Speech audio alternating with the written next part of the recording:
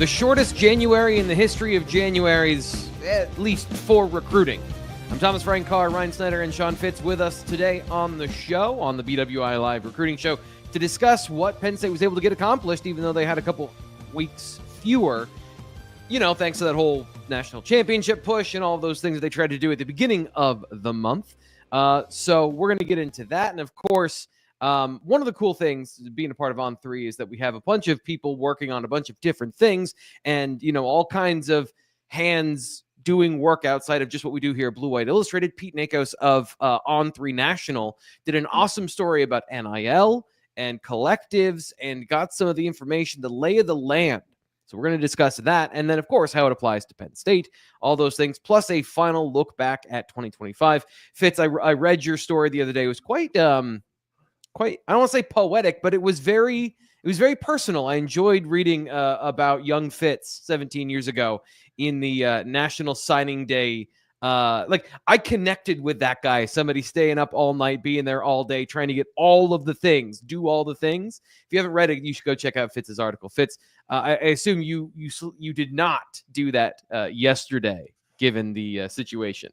I mean, I slept at home in the office, yeah, but that's changed a little bit since 2010 because because I've worked from home since then. So, yeah, young and dumb, and I guess very into it. But signing day is so different now. I mean, February signing day, at least. December signing day is still about the same. But February signing day has just changed so much, and just reminiscing on just trying to get all the bios up. And then some things really change and some things stay the same, where Nate comes in the next day and says, "What the hell are you doing here?" And it's kind of, how things go. So it's a nice little poetic story. But February signing day came and went. No action on Penn State. They didn't really pursue a 2025 prospect. I can't seem to get it through to people that Zahir Mathis was not really an option for Penn State for the last couple of months of the cycle. But people keep wanting to go back to that.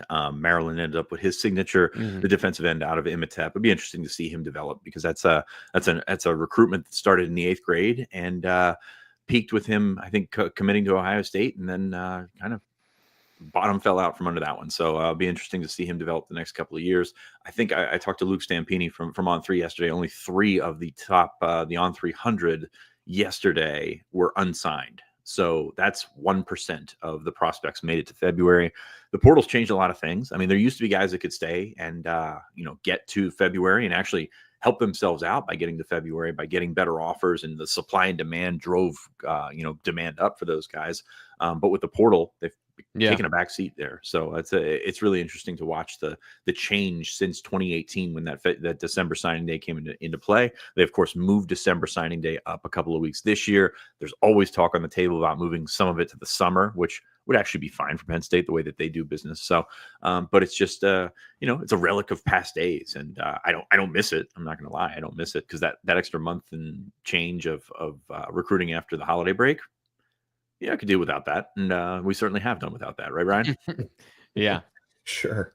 Yeah, I mean, I've been a big proponent for a while now on some sort of a summer signing period. I think it benefits more Power 4 schools than it hurts, but that's the problem, is we're still lumping in Power 4 schools with, all the other programs in division, or FBS, we should say. So they'll hopefully get that sorted out with time. But, I'm still a big believer in, doing this or having some sort of signing period, I think, in, late July before the season gets going. And then, whether the December period would stay where it's at or it just goes to February, whatever happens there. But having one in December and then 10 weeks later, it just doesn't really work, in my opinion. It's reflected, as Fitz mentioned, in the lack of news that came out. And there have been players in the past that Penn State has pursued over time in that February period. Venga Ioane was a guy that, I know Fitz highlighted, and I was thinking of, the last couple of days of somebody that Penn State went after late in the cycle after the early signing period. But here we are on the other side of it. And it's just, from that perspective, we're going to take a look back at 2025 here in a minute. But with the way we started the show today, junior days, they had 2 of them in the books. The last one happened this past Saturday. overall impressions of January, guys. Ryan, I know you've been tracking a lot of this stuff on the day-to-day level in terms of players that are interested. There was one commitment in January, but given the fact they had fewer junior days than previous years and they were more focused on other things, what do you think they got done? More or less than expected, more or less than they needed in this particular January cycle? Well, one commitment, if you would have asked me, a week or two after the Orange Bowl, I would have thought they could possibly get to. And let's clarify, I mean, even when we talk about the over-unders and how many commitments they could get, I lump early February into that, right? So it's still possible, I guess, that they could add somebody in the coming weeks, and it would. So we're still in that window, but yeah, for the most part. But also at the same time, I mean, the both lists were a little bit down compared to previous years, and whether that's because Penn State was focused on the games and players were locking up visits elsewhere, it's kind of hard to say. But I think they only hosted, I don't know, less than 10 true 4-stars for the consensus, at least. I mean, there's a couple others who are 4-stars who were on 3, but even when you lump in the 2027 guys, it was maybe a dozen or so, true 4-star guys that we know that they're absolutely going to go all out for. So that, I think it was a little bit down from that perspective, but I mean, it's been a whirlwind of 6+ months here. It's not like they didn't have all these guys on campus earlier in the year. And it's also important to note that a ton of their top guys play basketball as well, and basketball schedules usually kind of impact some things. We saw that with Joey O'Brien, although he did end up making it down to Clemson. He did get one visit in late. So I don't know. It was fine. It wasn't a month or 2 junior days where, we're going to be talking about well into February and everything they got out of that. It feels like a lot of their focus is trying to get guys for spring practice and taking it from there. I will say this, Ryan, and in talking to some people across the country, like junior days seem to be down all across the board. Like Notre Dame, Ohio State, a couple places down south was just a little bit less than we were expecting, and ended up that's what we found at Penn State as well. So I think that there's probably less interest in going out at the end of January and seeing these schools, especially with how accelerated the recruiting calendar is nowadays, when you've seen these schools and maybe the junior day is not what you think you need in your recruitment. So I don't think this is just a Penn State thing. I think just at the end of January, we didn't see a ton of needle moving junior days or anything like that nationally.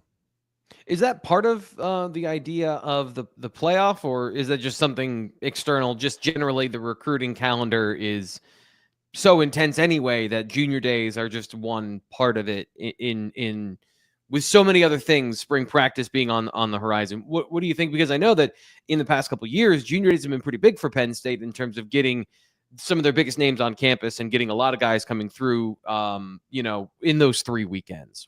Do you have a pulse of why maybe? No, because I think it's happened kind of everywhere. I don't think it's just a Penn State thing. It's You got other schools that were kind of in the same boat there. So I don't think it changed all that much.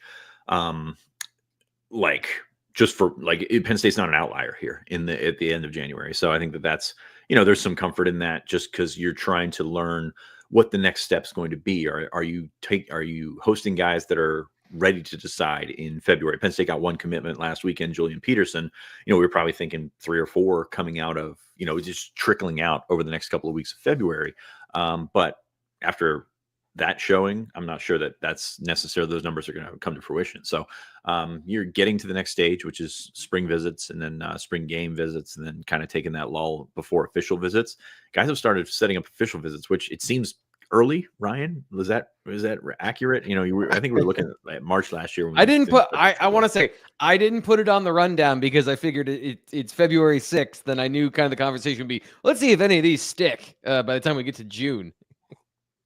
Most will probably stick, but I think you're looking at a 30% of them are probably going to get switched up, I would think, over the coming months. But they have a handful set right now. Time will tell. I mean, a lot of guys will set these visits and then end up committing somewhere after a spring practice visit or something like that. So I understand why it is. It's just kind of once one school sets it, it's a domino, right? And also when kids start seeing graphics on Twitter or wherever, IG, whatever it may be, then they're like, oh man, maybe I should be doing that as well. So it's just all kind of a domino effect where, once Penn State starts setting a couple, or, once Penn State's competition starts setting with their top guys, they got to lock one in. And then, just whether it's Penn Wedge State or all these yourself in other there, schools. Yeah, it just keeps kind of going. So it's probably a little bit earlier than what we saw last year, but we certainly saw some late in February. I remember kind of being on the show one time and just poo-pooing them, basically like, I don't care about these right now. We'll talk about them later. But, talk to me in 3 weeks when there's nothing to talk about, and maybe we'll do a host show on it. So who knows? Perfect. Speaking of money, we're going to be talking about NIL in just one moment, but that's not the only place where money is important. Your personal finance and your personal future is super important. That's why Andy at myperfectfranchise.net, Andy Ludicky, is super important to you.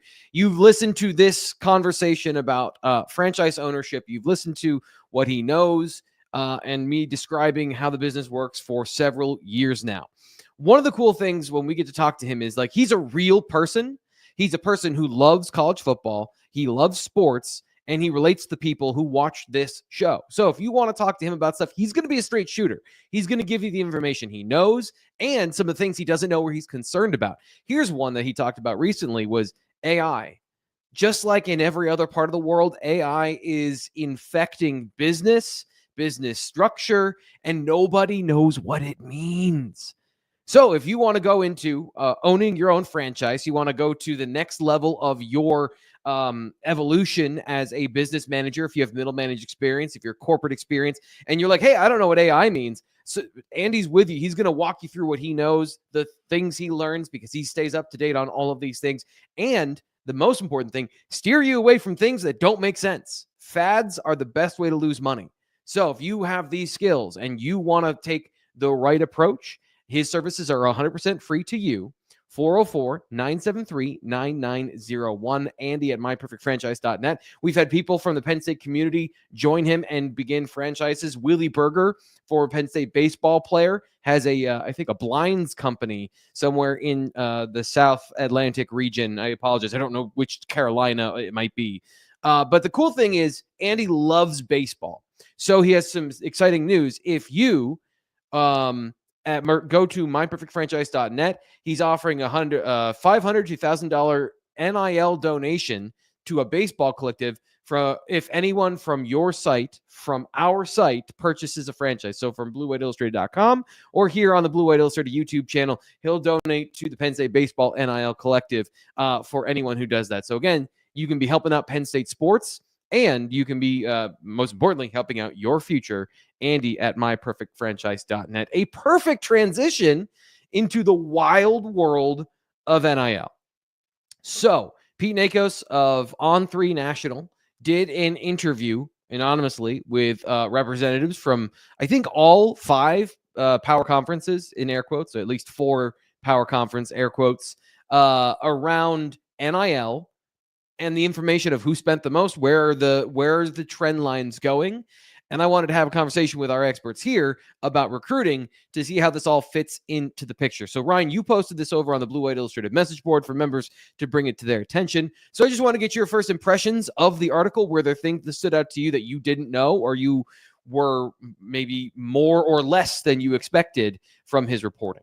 I think it's a lot of stuff that Sean and I have heard. But you just never know, and even some degree you never know what people are telling you, even kind of in the story, just because it's a lot of, you hear this, you hear that. And obviously Pete talked to people who work with collectives and staffers on different coaching staffs and recruiting staffs, whatever it may be, to gather this information. So it seems pretty credible to me compared to what we also hear over the last year or so. I would say what's interesting to me is some of the demands that some players seem to think that they can get. There's talk about guys wanting private jets for their families, which is insane to me. I thought that was silly. And everybody in this story made it pretty clear that they're not doing that.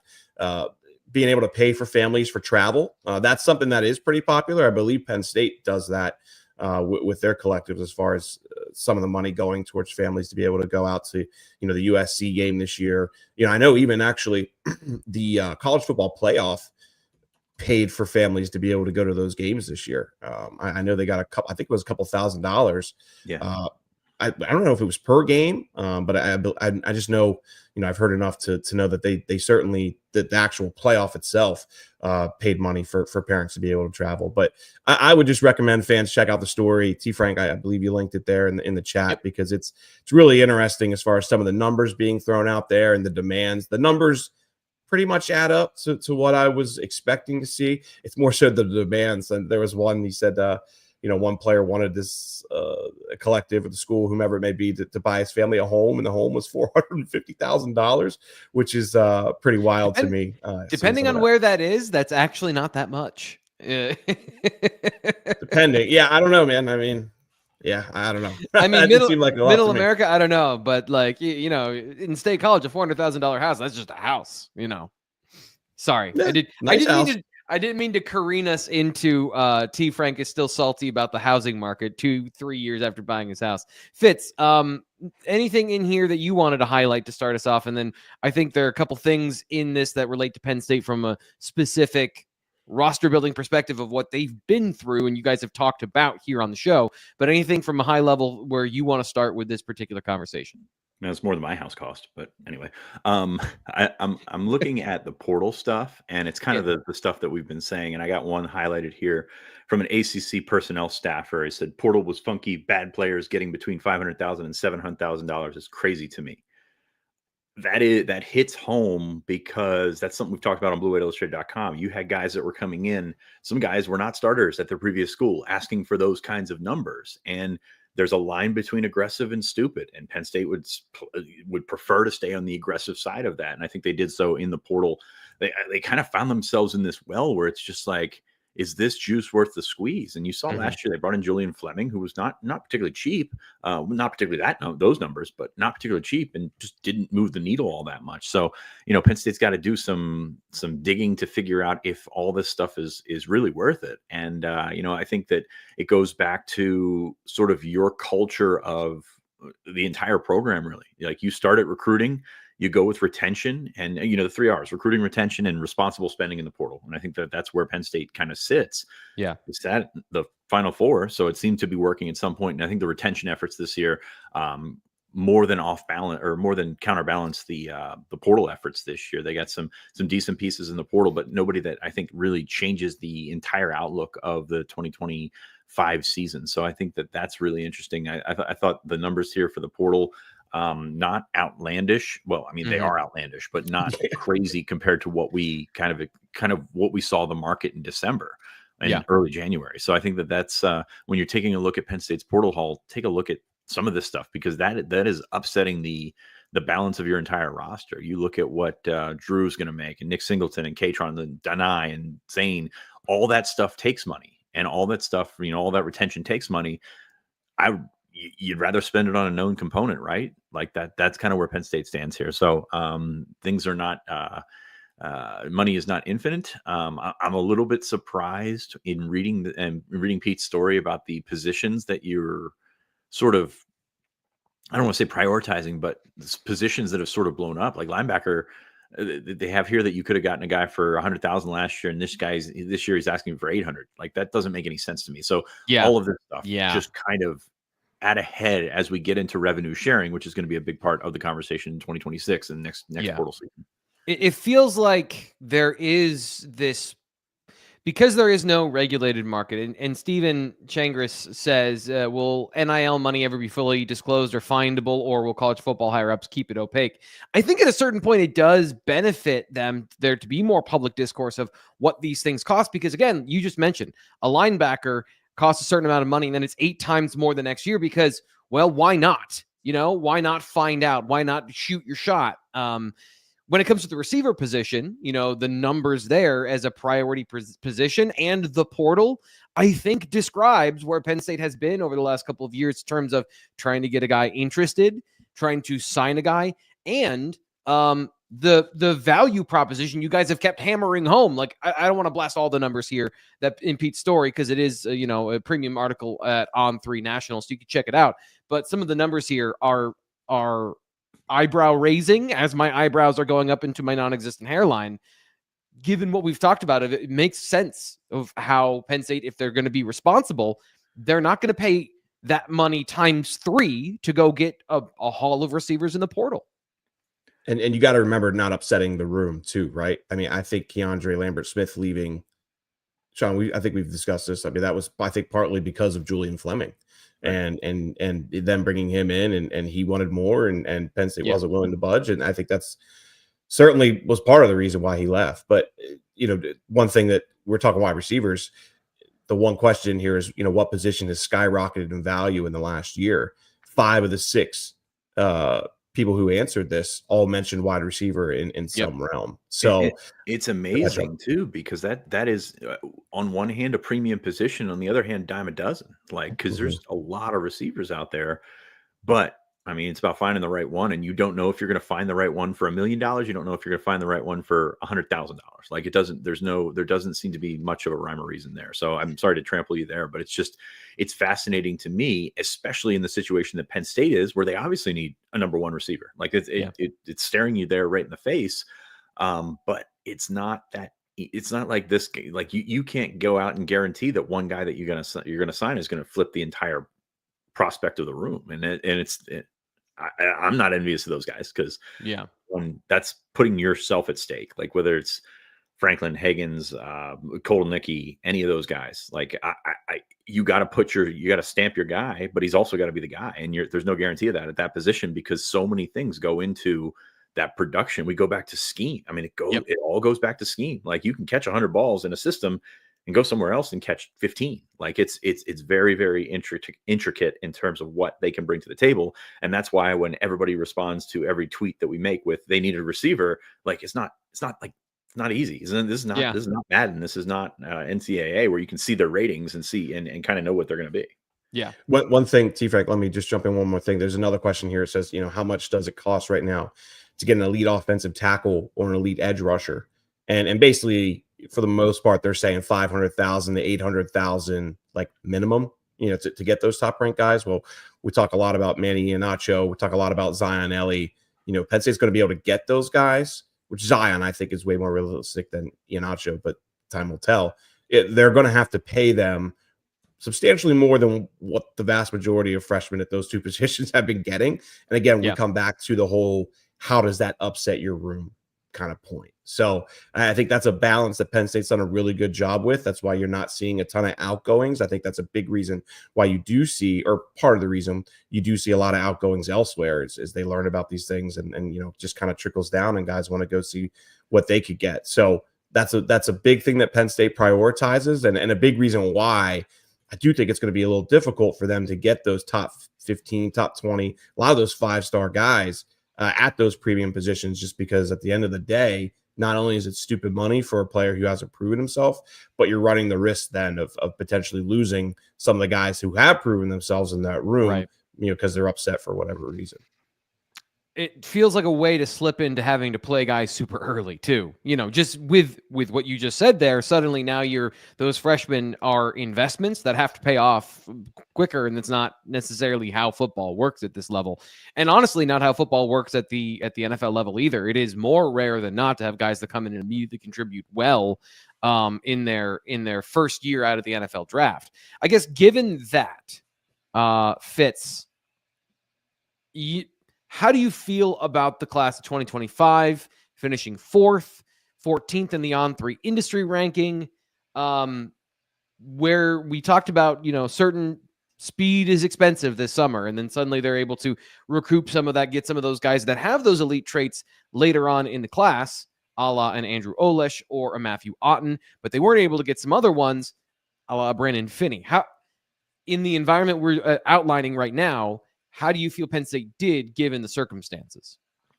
I think they did fine. I mean, you look at this group, 14th in the On3 industry rankings, and it's about where Penn State has ended up. I think they kind of, eked up there at the end, because you saw some bumps for not just those guys, Andrew Olesh up at 5-star, Malachi Goodman just outside of 5-star range, but also guys like Matthew Otten, Deshaun Burnett, Tyke Hayes, LeVar Arrington, all moved up to 4-star status, and those are 4 guys I really like, and have shown, some of those guys that have gotten on campus have shown that they seem to have backed it up already, in the sense that promising numbers turn into promising potential starts to career. So Right. I'm not getting ahead of us here. Like I caught myself in a web of future hindsight, I guess, with those Right. guys. So, but no, so the reviews on those guys have been good so far. But I like the group that they put together. I think that you look at this class and there's some clear ups and there's some clear downs, and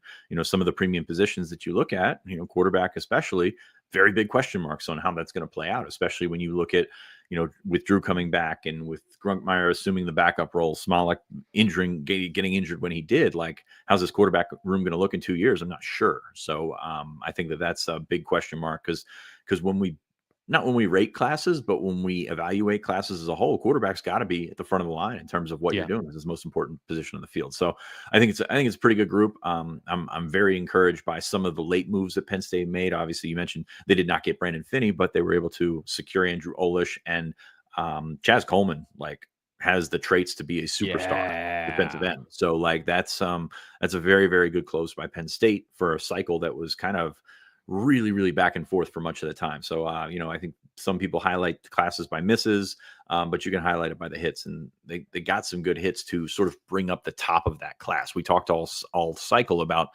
having a big sort of core central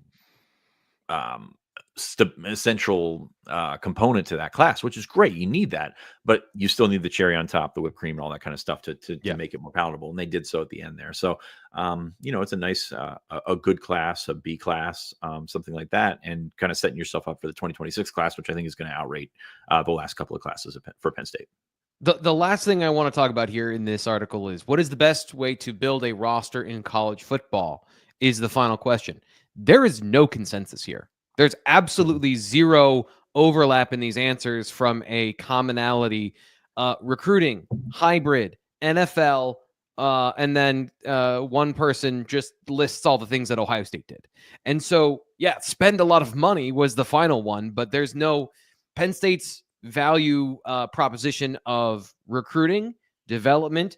If you want to make a comparison, that is building through the draft, not spending in free agency. And those teams, if you have the quarterback, continually are successful in the NFL. But this is college football. So I guess the one thing I'm wondering here, the way this feels to end to me is that you might not, unless some teams just are able to spend on every position with limitless resources, you're not going to have the trickle-down effect of everyone goes to 5 schools and then the elite players that don't play there transfer out that we had over the last maybe 7 or 8 years. Is this equity being built into college football, or even more inequity built into college football from what we're seeing of the early results here, Ryan? What do you think? I'm sorry, T. Frank. I was distracted. I just got a message from a recruit. Sean, can you take that for a second? What do you think? I'm sorry. I apologize. It's always been unequal. I mean, let's be honest here, but it's about, cultivating it the right way. It's like gardening. Like, you're going to benefit from planting your own vegetables and harvesting your own crops and feeding yourself, because it's going to be cheaper in the long run versus eventually going to the store, where you got to start with recruiting. And it's not a 100% success rate. It's not a 65% success rate. Like, it's not a situation where all those guys are going to be successful, but you need to get as many successful guys that you bring on board initially as you possibly can. And then you turn that into retention, and then you turn that into a strong roster, and then fill the gaps. Like that's the thing. Like, these guys, or these big spenders, are going out there to the portal to try and find the stars to align themselves to basically steer their program. And sometimes you can do it. Cam Ward did it at Miami last year. There's certainly examples of that all over the place. But most of the roster, like Ohio State's roster, you can talk about like the work they did in the portal, and it was phenomenal. And their cherry on top is a little bit higher than everybody else's cherry on top with Caleb Downs. But most of that roster is homegrown. Most of that roster is Jeremiah Smith was pretty important for that national championship run. They didn't. Yeah, and I understand Will Howard and Quinshaw Junkins and all those things are fantastic ads through the portal. But like, if you have 22 starters, you want 18 of them or 17 of them to be homegrown guys that you were able to put together. So I think that's the right way to go about it. But also, you said there's no blueprint here. There's no definite cut and dry, like this guy needs to be this guy needs to come from in-state, or this guy needs to come from being a homegrown prospect or anything like that to be the front of your program, because they've shown that there certainly can be other options there. But yeah, I mean, you got especially for a place like Penn State, the way that they do that. I mean, that's what we're talking here, right? We're talking Penn State. Yep. We're not talking Ohio State. We're not talking Notre Dame. We're not talking any of those other schools. But Penn State needs to be a homegrown developmental program, and then supplement it with the other things. And that's kind of where they found themselves. And equity doesn't really matter, because you've got to continue to develop, and you've got to continue to evaluate, and you've got to continue to push forward. And I think it's done a pretty good job. Like Final Four is pretty good, right? Given the circumstances, I think that's kind of the way I was feeling about this. Of given the circumstances of their needs, and the fact that Fitz, you just pointed this out, you can't just pick any of these plans that you want. You have certain plans you have to do based on your particular program strengths and weaknesses. So getting to the Final Four this year was incredibly important, and getting to the Final Four next year or winning a national championship in 2025 feels also increasingly important as the pressure mounts and as the volume of money injected in the system goes even higher. So the last thing in this whole thing is the distribution of money via the new system coming up, the revenue sharing system in 2025. I know I've probably asked you guys this. Everyone's asked you this.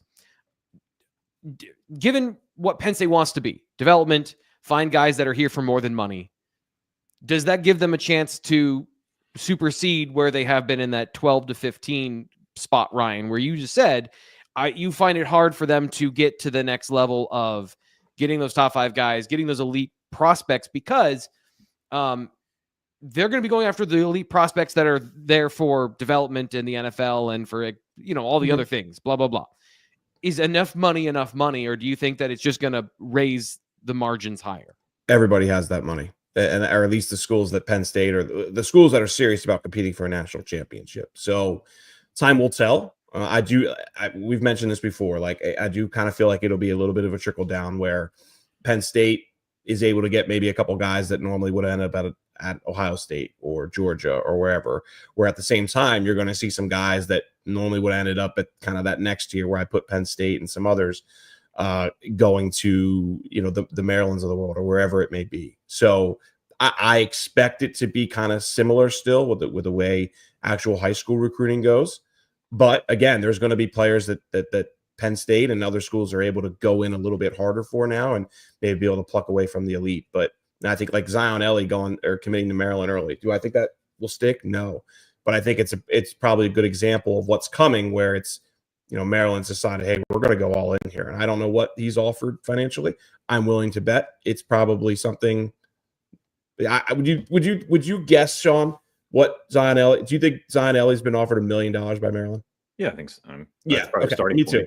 Like, right. So my point with that is just I wouldn't be shocked if they were kind of the first school to just say, hey, we're going all in here. This is what we're going to offer you. And that's why he committed. And I think with time, other schools will catch up to that and he'll learn that. And that's why I expect him to take visits and that recruitment not to be over. But I just think it's a good example of what's here to come.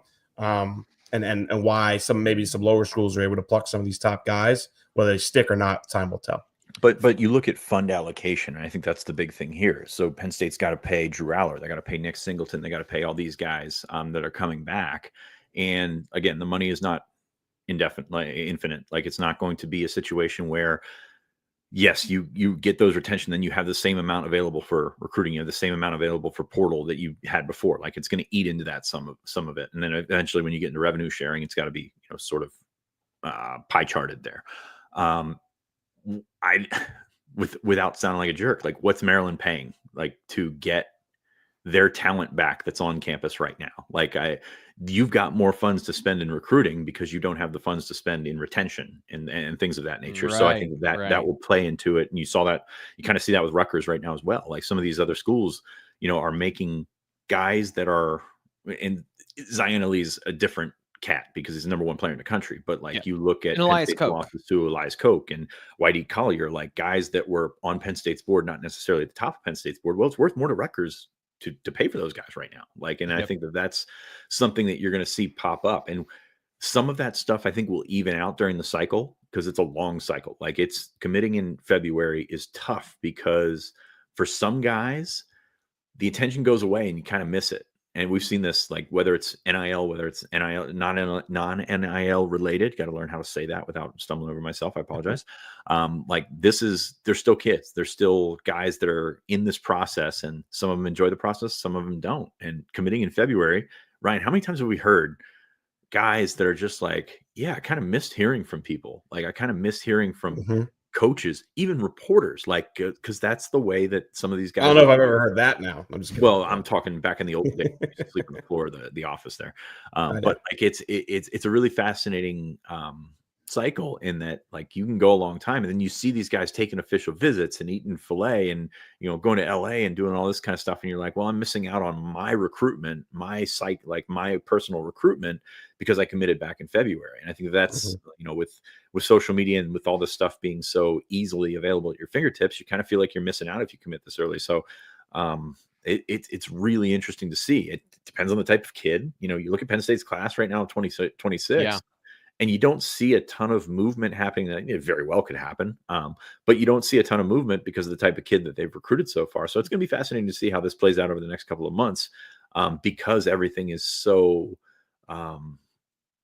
much about money for some and so little about money for others. Yeah, I like that. I want to move on to the class of 2025 quickly, because everyone wants to know what's next. More. But we do have to take some time to review the final tallies for where Penn State landed with the class of 2025. Ryan, you wrote some stuff about the Penn State tight ends in this particular class. Was that today or yesterday? And then, of course, Charles Power spoke to you guys about where Penn State's stars in the class of 2025 landed and why they landed there. So before we get to that, Malachi Goodman, I think, is one we talked about. Fitz, I think we talked about this on Tuesday during Fitz's recruiting update. Ryan, I wanted to get your view of Malachi Goodman and his importance in this class of maybe he's not a 5-star, but pretty damn close to a 5-star. Yeah, 2 spots on 3. And I think most of the sites, is 24/7 arrivals 32 as well? I believe they are as far as 5-stars go. Either way, the reason that number is because first round NFL 32, that's kind of where that came about. So at least with on 3, and I believe the others are as well, 32 is the number at the end of each class as far as 5-stars go. Malachi Goodman finished at 34, which is right outside that range as far as on 3's rankings go. You know, I had a good talk with Charles about it. Charles said this was the best offensive line class he believes he's ever scouted. And I believe Charles has been certainly doing this over a decade now. So I thought that was an interesting point. They had 7 offensive linemen within the top 32 this year, which I didn't get exactly where that ranked as far as the top end from Charles's perspective. But, you know, he made it pretty clear that's higher than normal. So Charles flat out said he thinks if Malachi Goodman was in a different year where it was a little more normal as far as that offensive line talent, Goodman likely would have been a 5-star for on 3. But, you know, they just had so many guys there, and it just kind of, you can't have a third of your 5-stars all being offensive linemen. So that's how it worked out with Goodman. Obviously an incredible prospect, really well balanced as far as, you know, what he brings from a technique perspective, what he has as far as where he's at right now physically. You know, certainly a guy that, you know, I believe could play multiple years here. I don't know if he's going to come in next year and, you know, do the Cooper Cousins role. Maybe time will tell, but, you know, certainly a player that I think could play multiple seasons at Penn State and, you know, go on and play in the NFL. But Goodman certainly stands out. You know, I want to touch on Chaz Coleman too real quick, because as Sean said earlier, I mean, that is, to me, he's like the most exciting player in this class, the guy who could be really, really fun to watch. Obviously, Charles said that as well, you know, as far as his potential and where he could go, because you got to remember, like, obviously he never played defensive end until this year. I think we've documented that pretty well. Harding had a coaching change. His coach sees him play basketball, and he's like, how is this guy and his explosiveness never been asked to rush off the edge? Of course, that ends up working out great for him. He goes from really an unranked prospect who I think a lot of people thought would probably end up playing college basketball to now one of the top 200 players in the country and, you know, a highly coveted edge rusher. But the thing that really just stands out with me with Coleman is, like, he had a lot of success this year, and he doesn't know how to use his hands, like, at all. Like, it was spin moves. I mean, he was out there great. like it was a basketball court. You know, that was the way he was getting to the quarterback. So, you know, you look at that athleticism, you look at the fact that he's already 220, you know, certainly can add some size, but, you know, he doesn't need to add a ton. to get on the field. I mean, he has some degree, but he's just a guy that, man, you give him a year or two with Barnes, and if he were an early enrollee, I would have an eyeball out for maybe this guy is somebody who could see the field, in 4 games minimum, but like, what would his ability be? And here's the thing, Fitz, I know maybe what you're thinking here. The thing that I liked about him, watching him, is that despite not knowing what he's doing, there were some instinctive things that he kind of knew how to rush the passer instinctively.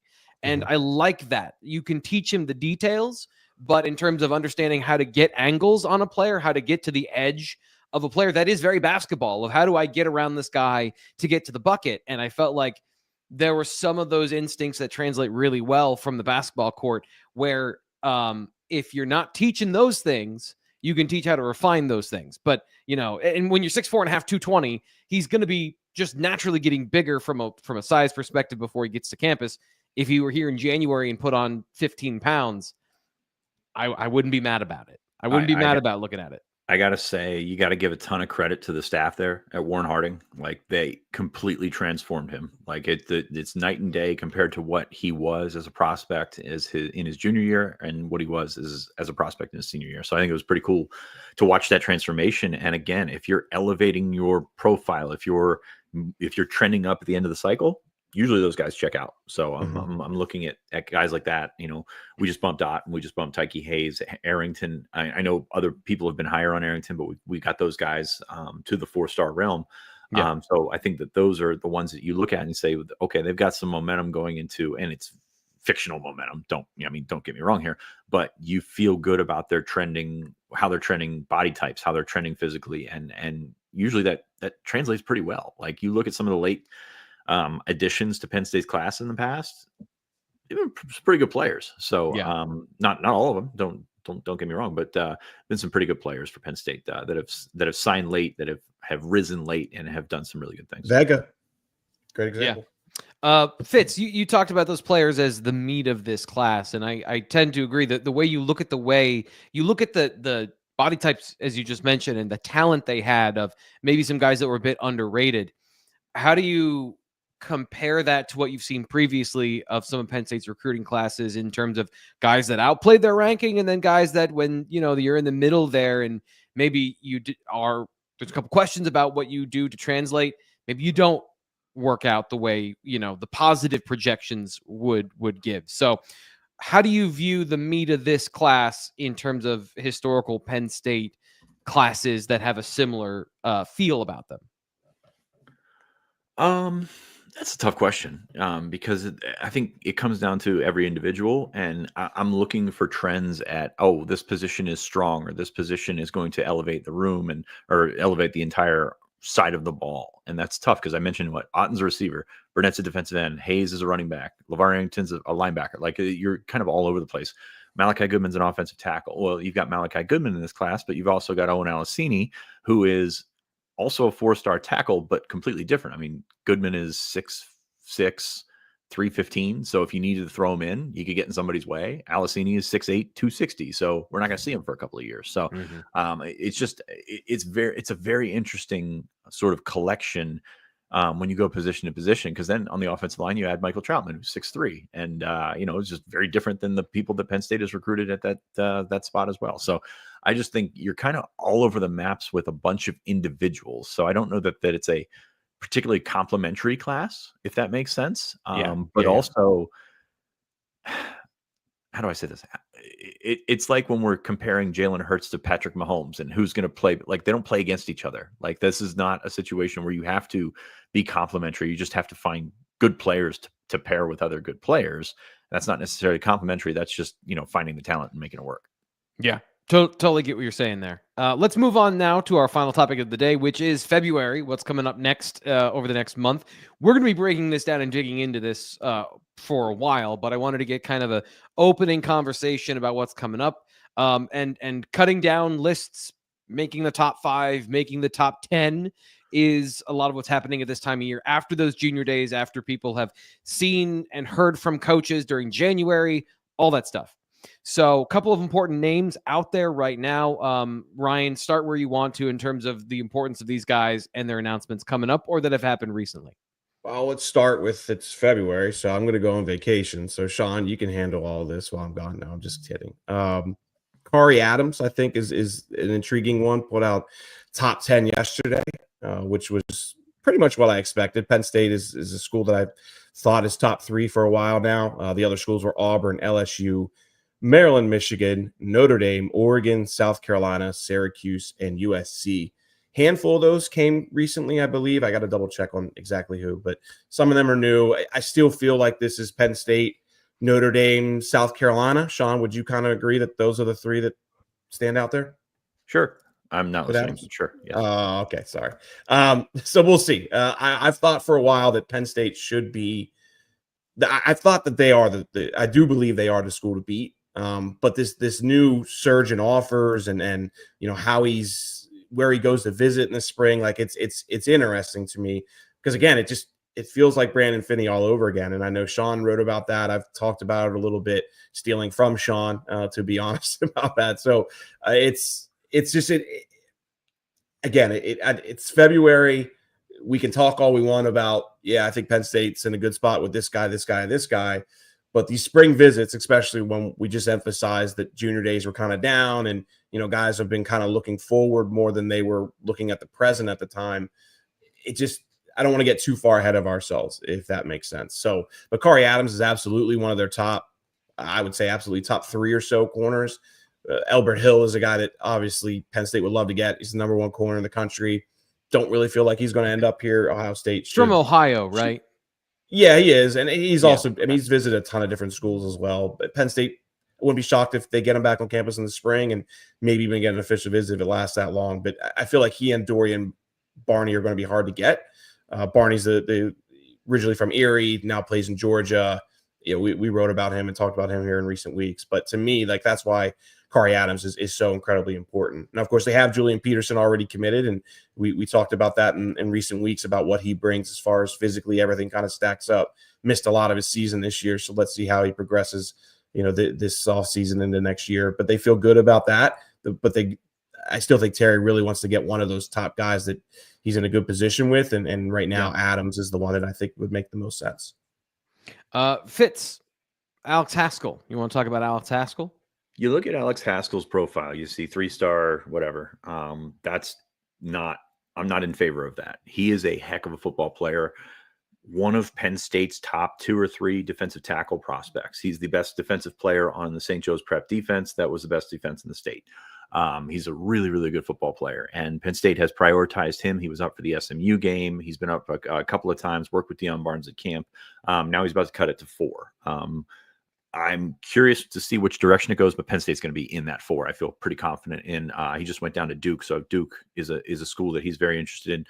Gabe Infante, the former head coach at St. Joe's Prep, is now working for Manny at Duke. So those 2 are the ones that kind of stick out to me, and we'll see who else makes the cut. But this is an important target for Penn State. This is a guy that's in state. I believe he's actually a Philly kid that goes to St. Joe's Prep. I know it's kind of a foreign concept, but like he's a really, really just a hard edge football player, a guy that's, I think would fit in really well with the culture of that defensive line.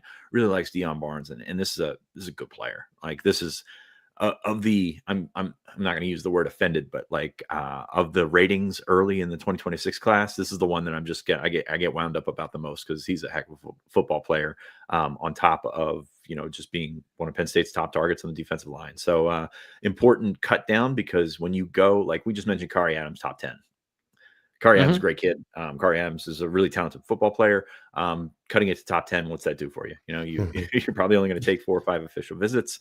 So cutting it down to a number like 4 kind of raises the eyebrows as well. I'm not sure that Alex Haskell makes it to official visits.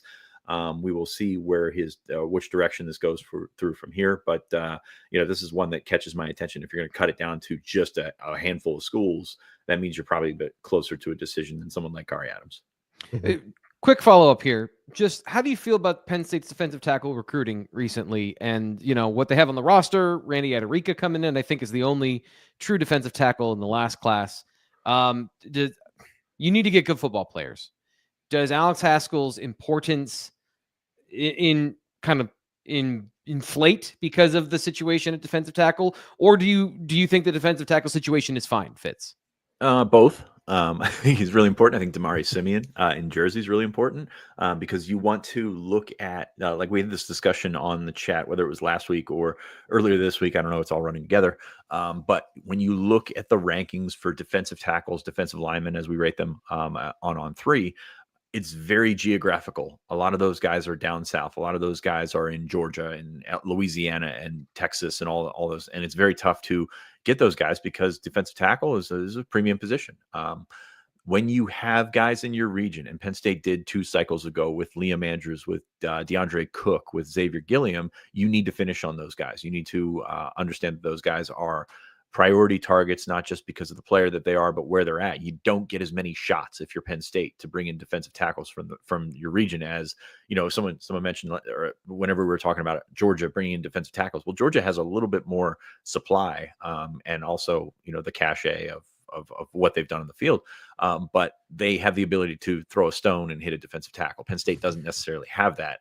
And you look at a guy like Alex Haskell, he's 6'4", 265. So he's not a ready-made 300-pounder and things of that nature, which I love. Like if you're 300 pounds and you're a sophomore in high school and you're getting rated highly, chances are you're probably going to fall off at some point. Right. Whereas if you're a guy that's 6'4", 265, showing some athletic traits, doing some things on the edge, that's where the potential comes into play there. So, so these guys are very, very important. I think if you have guys at the top of your board in your region at that particular position, just even more important because they're hard to find. Like it's 6'4", 300, eventual 300 pounders that can move, very hard to find. And especially if you're in the Northeast. I do think that height is important too, just given Penn State has generally recruited guys that are 6'2", and it's good to mix it up and have a couple guys that have a slightly bigger frame. You don't always want to lean so heavily into that, but of course, best player is best player. Here's another thing I don't understand. If you're a big dude, and just total aside here, it is better to not be hot. And down south, if you're going to be 6'4", 315 pounds, I don't get it. I would rather be in the Northeast. Well, it's pretty hot up here in August. I don't know. I got to push back on that because it's not about the hot. Who has gotten you to 300 pounds? Mom has gotten you to 300 pounds. You don't want to be far from mom if you're a big defensive tackle. And I think that comes into play. That absolutely comes into play. So we're going to see how that works out with a couple of really, really good targets a couple hours away in Philly and South Jersey. By the way, Damari Simeon picked up offers from Ohio State, Tennessee, and I think it was Oklahoma, all in like an hour last night. So he's absolutely blasting off right now. Just be curious to see where that recruitment goes. Another guy, kind of like Corey Adams, where early on, man, you feel really good about Penn State. And he's also another one of those guys who came up for the SMU game all on his own. Haskell was another one as well. We got those guys circled to see what their hit rate is. Julian Peterson, by the way, was another one. So let's see what happens there. But Damari Simeon tweeting out all those offers, and they tweeted him out like a half-hour span last night was intriguing to me. Yeah, and of course he's 6'2", so Penn State doesn't need him because they have enough 6'2" defensive tackles, which is exactly what I said earlier. Notable bargain. Frank, he was your guy. He is my guy. I'm obviously joking. He is absolutely my guy. I think that is a combination of skills that everyone's smart to want. You got something, Ryan? I was going to say, I'll give you credit on that because I remember being all three of us were at that camp, and that was the camp where it was preloaded offensive line-wise, and I paid attention to O-line the vast majority of the day. And I remember late in the camp, you pointed out Simeon, and it was like, whatever, cool. Who was the big kid that was there who was like 6'5" and looked great till he had to turn? Kid 6'5", dude. They were all, I don't know. They were all huge. And then, of course, once they started moving around, Damari Simeon was the first guy that came to the front of that pack. Was that Amari Hills that was camping for his spot in the class? And he was, he looked wonderful, and he didn't have the feet for it. I think he signed with Maryland. I think something of that nature. But he came up for an official. He came up and camped a couple of times. He didn't have the athleticism to push him across that line. And guys like Simeon, they make guys that can't move their feet very well. They make them look not great. And I think that comes into play in the evaluation. Yeah. So last one we got here on our list of top fives, and Penn State in a great position with 3 receivers in the class. Davion Brown, he looks pretty good on film. Ryan, what's the situation with Davion Brown? Top 5. He announced that publicly. I believe it was Tuesday. I believe it was a couple days ago. Either way, Penn State, Duke, Georgia, Michigan, and Syracuse. right now, I kind of think Duke might be the one to watch. And it really comes down to, I think, maybe is he an absolute take for Georgia? Because he just went down there for a visit. Obviously, things went well. But where does he stand? Where does Georgia stand, in a few months from now, if he, takes that long? So time will tell. I've thought for a while that Penn State's there. I'm not exactly sure now if they're a top 2 or 3 with him. But this list is interesting because he's never visited Michigan or Syracuse. Just went to Georgia, I believe, for the first time. Been to Penn State a ton. But what I didn't realize is that he's also been to Duke at least 4 times. He went down this past weekend for the Duke North Carolina game, and we didn't have any Duke visits marked on his profile, so I was asking about it. And he clarified that he went to the Duke MSU game this year, SMU, excuse me, and then Notre Dame Duke last year. And then he said he's also been there for at least 1 or 2 other visits, but he couldn't remember the date, so I didn't mark him on his profile. So my point with all that is he's been to Duke quite a bit, and I do think that they are a serious player with Davion Brown at the moment. So we'll see where things go. He does have 4 official visits locked in. Penn State's one of them. I believe it's that June 6th to the 8th weekend. So there's a long way to go. Obviously, 4+ months if he does plan to take that long. Let's see where things progress. I also just wonder how much having 3 wide receivers may be impacting Penn State, because a few months ago I definitely thought PSU was maybe the team to beat at the moment, but right now I'm not so sure about that. I would kind of lean towards Duke, honestly, and then obviously if Georgia's serious about him, Georgia's maybe the favorite. Fitz, I know that you're building your big boards in February, and you're going to have those at bluewhiteillustrated.com. Great time to remind you can subscribe right now for $1, get access to premium content. Some of the stuff we talked about today on the show, you get all the details that we talked about, even though we couldn't get to all of them today. And then, of course, you can sign up for a year if you want to after that. But I'm not asking you specifically where Davion Brown is on your receiver big board, if you even know yet, but just ballpark, like, importance level of maybe 1 or 2 spots left. It feels like there's a lot of really good receivers left there. Is he, high on the list, medium on the list? I'm having a hard time gauging who is, in the conversation for those final 2 spots, given how well things are going right now. Yeah, you look at the list right now, and it comes back to being regional with guys like Messiah Hampton, Travis Johnson, Connor Salmon, Davion Brown, like those guys that are kind of lumped together as early targets. But also, with 3 guys on board, Penn State is going to push and pull. And, it's going to be an interesting jockeying situation, because you also want to get Jabari Brady from Florida. You want to get him on an official visit. You want to get some of these guys that, I don't want to say they're off the radar, but like you keep seeing coaches pop up with guys that we're not talking about on a regular basis. Well, I mean, if they're popping up and they're seeing these guys in school, at least there's some sort of level of conversation there. So I think that'll be interesting to see which of these receivers from out of the region eventually establish themselves as potential official visitors, because that's the next big step, right? It's who has the ability to schedule an official visit. Like, that's kind of how they whittle that board down, or not how they whittle that board down, but how we whittle that board down as to who is actually the priority. So you got those 4 guys that I mentioned in the region, and it's going to be, Texas, Florida, those typical guys. Because, I mean, Ryan, what do we have? 2 receivers, 3 receivers every cycle that pop up on campus that are not really on our radar in the February of that cycle? Kobe Howard. Yeah, Kobe Howard was one. I mean, they brought in 3 Florida receivers for that last weekend in June last year. So, like, you're going to see more names pop up, but we're so comfortable with the guys that we know. And those 4 guys in the region, Messiah Hampton in New York, and then the 3 guys in Virginia, with Connor Salmon now playing at Bullis in Maryland, he's still a Virginia guy. Yeah, I think that we feel that we're comfortable with those guys because we know more about them. Ryan, that's what I got for the show here today. Final thoughts. Get us out. What are you working on? What's coming up in February for you, other than, as you mentioned, extensive vacation, naps? I'm sure that, naps. My kids are home from school today, buddy. There are no naps going on today. I was looking back through the chat earlier. What I want to add, just the Zaire Mathis stuff. Yes, there was a number to some degree, but it really was the guy just didn't develop the way Penn State and many expected him to. So I saw people asking, why didn't Penn State push there? It really came down to development more than anything. And we've talked. I've watched Zaire play a lot, and he's a guy who, when he flashes, but also takes a lot of plays off. And just as things progressed, you didn't see that switch, that flip that I think a lot of schools are hoping to see. And I think that was as much as anything as far as, that or financial reasons. Fitz, final thoughts here on the show for you.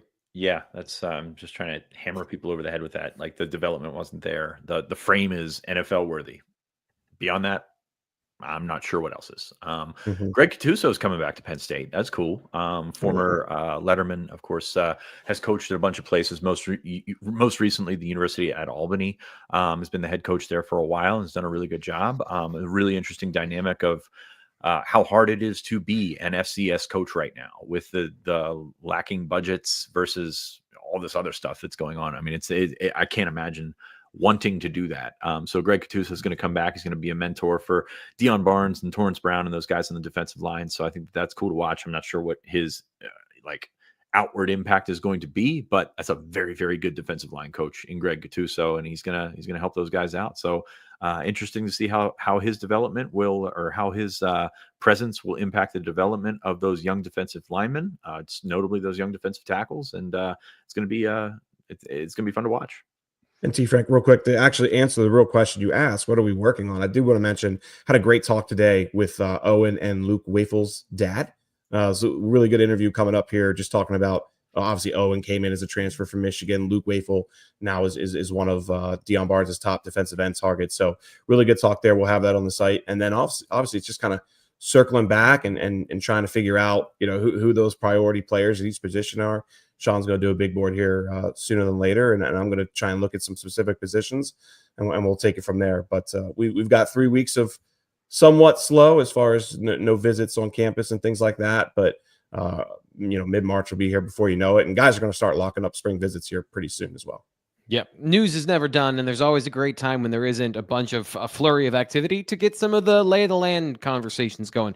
These guys the best at doing that. Once again, it's at BlueWhiteIllustrated.com. I'm Thomas Frank Carr. Sean Fitz, Ryan Snyder, thank you so much for being here. We will be back next week, back to our normal schedule. I think, let me double check that. We have something on Tuesday. Yeah. Nope. We'll be on Monday. Next Monday, we will be live. I should really talk about that before the final 30 seconds of the show. We'll make sure that everybody on social media knows about that. We're going to be live Monday morning, 10 a.m. here on the Blue White Illustrated YouTube channel. Till then,